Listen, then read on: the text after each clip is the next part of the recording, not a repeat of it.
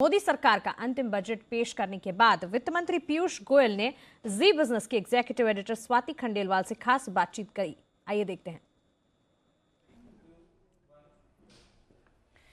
Interim budget 2019 आ गया है और सबका साथ सबका विकास क्लियरली इस बजट में दिख रहा है। और ये हम नहीं बोल रहे हैं, ये कॉर्पोरेट इंडिया और जितने भी वॉइसेस मार्केट पार्टिसिपेंट्स जिनसे हमने बात की उन सबका ये कहना है कि ये बहुत ही ब्यूटिफुली बैलेंस्ड बजट है। अगर आप फिस्कल प्रूडेंस की बात करें या पॉपुलिज्म की। हमारे साथ इस वक्त the voice that matters, the man of the moment, the finance minister of India mister Piyush Goyal यहाँ जुड़ रहे हैं। मिस्टर पीयूष गोयल, बहुत बहुत धन्यवाद जी बिजनेस पर आने के लिए। सबसे पहले मैं आपको कंग्रेचुलेट करती हूँ इस बजट के लिए जिसपे सब बड़े खुश हैं। एक सवाल मैं आपसे पूछना चाहती हूँ, 5 लाख की जो आपने अनाउंसमेंट की कि लोग जिनकी इनकम 5 लाख है उनको इस टैक्स नहीं देना होगा, उस पर हम जैसे लोग जो सैलरी क्लास है हम भी ऑनेस्ट टैक्स पेयर्स हैं सर, हमें क्यों छोड़ दिया? अनडाउटेडली मुझे कोई उसमें दो राय नहीं है। और इसीलिए आपने देखा होगा मैंने आपके दिए हुए टैक्स का हम कैसे पाई अच्छी तरीके से इस्तेमाल करते हैं, कैसे देश में उन माता बहनों तक टॉयलेट पहुंचाते हैं, उन बच्चों तक बिजली पहुंचाते हैं, उन माँ बहनों को कुकिंग गैस पहुंचाते हैं, किस प्रकार से हमने देश में विकास के कार्य आपके दिए हुए टैक्स से ही किए हैं जी। और साधारणतः सभी को लाभ मिलना चाहिए तो हम सबकी तहे दिल से इच्छा है। लेकिन जब मेन बजट आएगा उसमें क्या होता है वो तो आगे देखेंगे। ये इंटरिम बजट होने के कारण कोई मैंने बहुत पूरे टैक्स प्रपोजल्स और पूरे नए टैक्स सिस्टम को नहीं अभी तक पेश किया है। इसमें कोशिश ये रही कि जो 5 लाख से नीचे टैक्स पेयर्स हैं उनके ऊपर अगर हम पूरी तरीके से निकाल रहे हैं तो उनका टीडीएस शुरू हो जाएगा, वो टैक्स अप्रैल में जून जुलाई में टैक्स भर देंगे। फिर जब मेन बजट में अगर ये आता तो उनको सबको रिफंड के लिए जाना पड़ता। अब ये वर्ग ऐसा है। अच्छा, इसमें सिर्फ 5 लाख नहीं है, 1.5 लाख तक इन्वेस्टमेंट्स, मेडिक्लेम, एजुकेशन लोन पे ब्याज, हाउसिंग लोन पे ब्याज, कई सारी और छूट भी मिलती हैं। स्टैंडर्ड डिडक्शन मिलता है तनख्वाह के ऊपर जो बढ़ा के 40 से 50,000 कर दिया गया। तो आज शायद कई लोग 8-9 लाख रुपए तक भी कुछ इनकम टैक्स नहीं भरना पड़ेगा ये सब डिडक्शंस देखते हुए। तो मेरा मानना है कि समाज के हर वर्ग का अधिकार है, उसमें मुझे कोई दो राय नहीं। लेकिन एक वर्ग ऐसा है जो गाड़ी चढ़ चुका है, रेलगाड़ी पे कुछ लोग चढ़ जाते हैं बाकी पीछे रह जाते हैं। तो मैं समझता हूँ हम जो चढ़ गए हमने भी एक हाथ बाहर देके उनका भी हाथ थामना चाहिए, उनको भी विकास पहुंचे। एक छोटी जिम्मेदारी जो एक वर्ग जो उच्च स्तरीय कमाई करता है, जिनकी इनकम अच्छी है, थोड़ा बहुत टैक्स देता है तो वही टैक्स के पैसे से तो ये सब विकास का काम। तो आई थिंक आपने ये बात बिल्कुल सही रखी कि सबका साथ लेके हम विकास की बात कर रहे हैं और आप हमें उम्मीद दे रहे हैं कि हमारे वर्ग के लोगों के लिए भी होपफुली अब वो तो जो नया बजट बनेगा 2019 सरकार बनने के बाद जून जुलाई में उसमें जैसा तय होगा वो। तो एक तो ये बात हुई। दूसरी सर, बाजार के लिए स्टॉक मार्केट्स पे मैं इसलिए बोलती हूँ क्योंकि कॉर्पोरेट इंडिया में एक बात ये कही कि आपने 99% तो एड्रेस कर दिया जब हम कॉर्पोरेट टैक्स की बात करते हैं, बट 1% जो सबसे ज्यादा रेवेन्यू देता है उनकी डिमांड, अच्छा तो उसको उनको भी तब तक वेट करना चाहिए। मैं समझता हूँ, आप सोचिए जी, अब वैसे तो सरकारी कंपनियां भी बहुत सारी हैं, बड़े बड़े उद्योगपति हैं, उनकी लाखों करोड़ की जायदाद है, लाखों करोड़ की मार्केट कैपिटलाइजेशन है। मैं समझता हूँ थोड़ा संवेदना के साथ अगर थोड़ा सा अधिक टैक्स दे दे तो इस देश हित में, और आखिर देश जब प्रगति करेगा, आखिर जब लाख करोड़ से ऊपर लगे शौचालय बनाने में देश में, तो सीमेंट भी बिका, स्टील भी बिकी, रोजगार भी बहुत बड़े रूप में उत्पन्न हुआ। रोजगार हुआ तो उस तनख्वाह को लोगों ने खर्चा तो शायद किसी ने कपड़े खरीदे होंगे, जूते खरीदे होंगे। तो हमने देखा है जब जब आप गांव में और ज्यादा अधिक विकास करोगे और पैसा पहुंचाओगे, उसका सबसे बड़ा लाभ उद्योग को भी मिलता है। तो आप गरीब की भी सेवा कर रहे हो, मध्यम वर्ग की भी सेवा कर रहे हो, और इसका सबका इनडायरेक्ट लाभ तो सभी उद्योग को भी मिलेगा।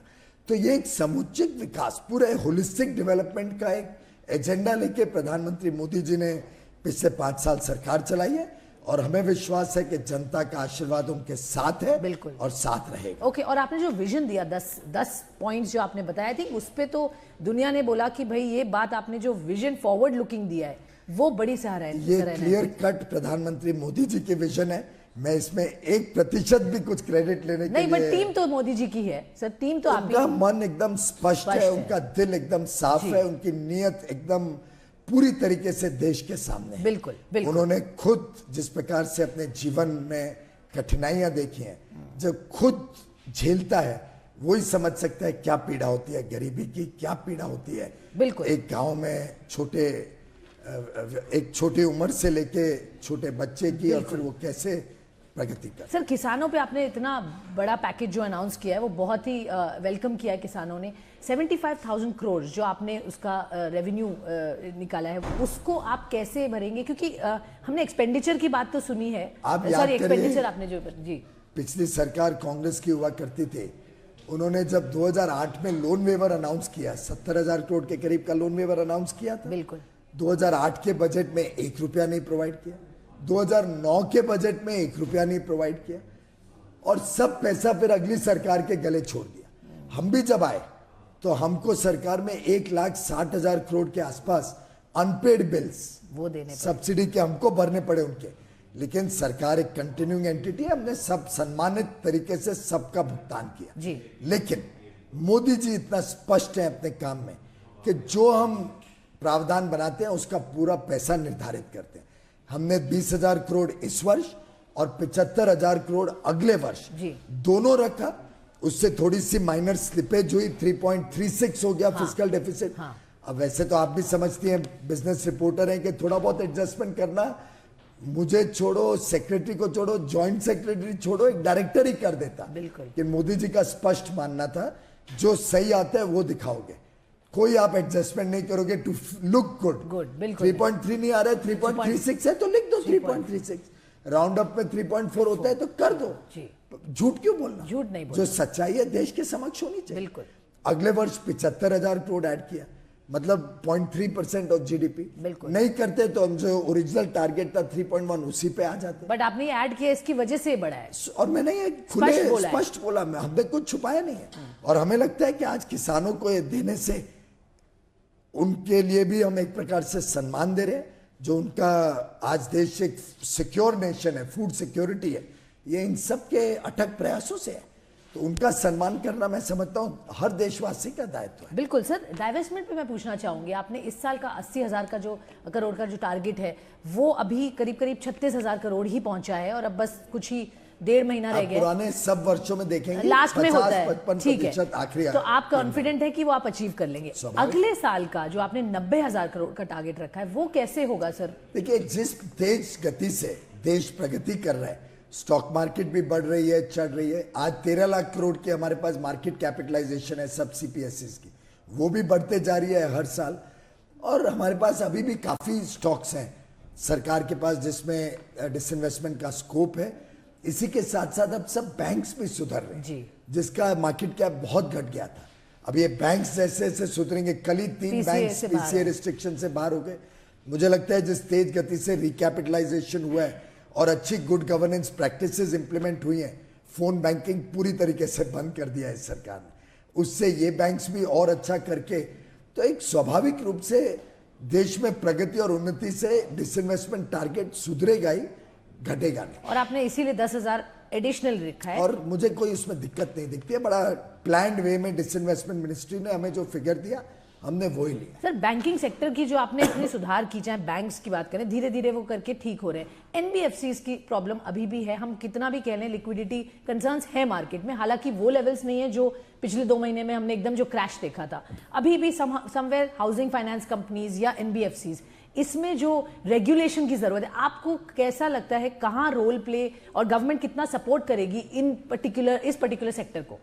मैंने ये बताया है कि जो भी सरकार के तरफ से निर्णय लेने की जरूरत पड़े या रिकैपिटलाइजेशन या कोई भी माध्यम से सहयोग देने की जरूरत पड़े, भारत सरकार, प्रधानमंत्री मोदी जी की सरकार जरा भी पीछे नहीं हटेगी। जो करना पड़ेगा, जो हमें सुझाव रिजर्व बैंक ऑफ इंडिया के माध्यम से आएंगे, हमारी सरकार 100% करने के लिए तैयार है। ब्रिलियंट। तो आप ये कॉन्फिडेंस दे रहे हैं कि आप बिल्कुल पीछे नहीं रहेंगे, you will support that system. खास तौर पे एमएसएमई सेक्टर, खास तौर पे जो अपना घर खरीदना चाहते हैं, उन सब के लिए कभी पैसे की कमी आने नहीं देगी ये सरकार। ये सरकार रिजर्व बैंक को और सशक्त बनाना चाहती है। ये सरकार चाहती है रिजर्व बैंक देश की पूरी जो इन्फ्लेशन टारगेटिंग है उसको और मजबूत बनाए। मैंने जैसे बताया इतिहास में सबसे कम 5 वर्ष में जो इन्फ्लेशन रहा है वो हमारी सरकार में रहा है। और वो बिल्कुल लोगों ने इस बात की और अब उम्मीद कर रहे हैं कि शायद रेट कट हो जाए, क्योंकि अब आपने कभी सुना नहीं होगा कि दाल के ऊपर कोई तकलीफ आ रही है, 200 रुपए 250 रुपए।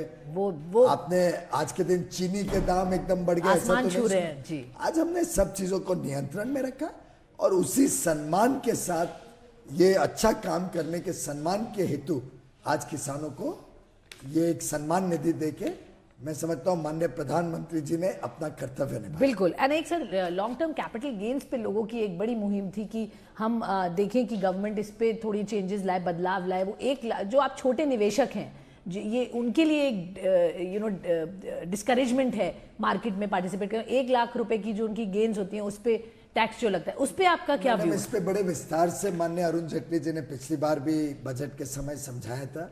मैं समझता हूँ प्रॉफिट होता है, प्रॉफिट में से थोड़ा सा हिस्सा अगर गरीबों की सेवा में, किसानों के सम्मान में जाता है तो मैं समझता हूँ इतना छोटा, वैसे भी उसमें 10% ही रखा गया है लॉन्ग टर्म कैपिटल गेन। ऐसा नहीं है कि वो 20% या 30% रखा है। थोड़ा बहुत सहयोग सभी करेंगे तो मैं समझता हूँ और तेज गति से हम गरीबों की सेवा कर पाएंगे, मध्यम वर्ग को और लाभ दे पाएंगे। बिल्कुल। गरीब और मध्यम वर्ग के लिए बहुत बहुत शुक्रिया मिस्टर पीयूष गोयल हमारे साथ जुड़ने के लिए। बहुत अच्छा लगा आपसे बात करके। Thank you.